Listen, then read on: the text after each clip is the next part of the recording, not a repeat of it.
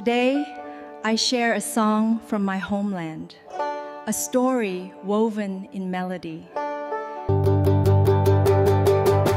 گلی صد برگ تابستانم ای یار، فرار از ملک مالستانم ای یار، فرار از ملک مالستانم ای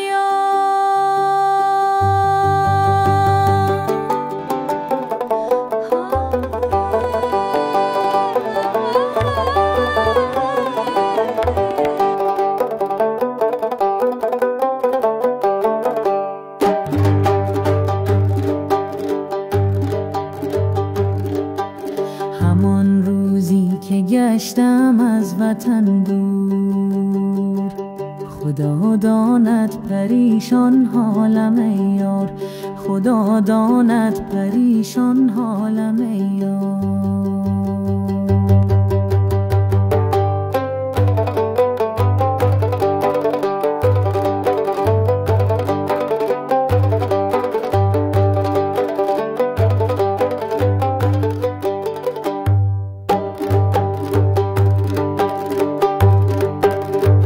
خدایا کشکی کوتل چیر موشودی، که کوتل راهی مسافر موشودی، که کوتل راهی مسافر موشودی.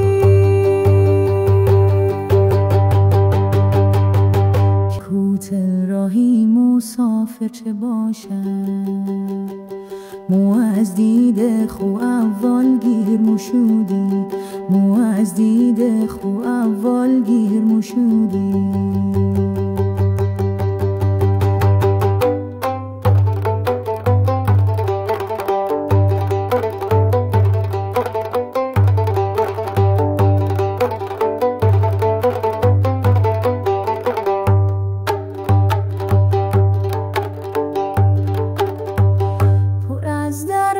پر از دردم خدایا، خزان و خسته و سردم خدایا، خزان و خسته و سردم خدایا.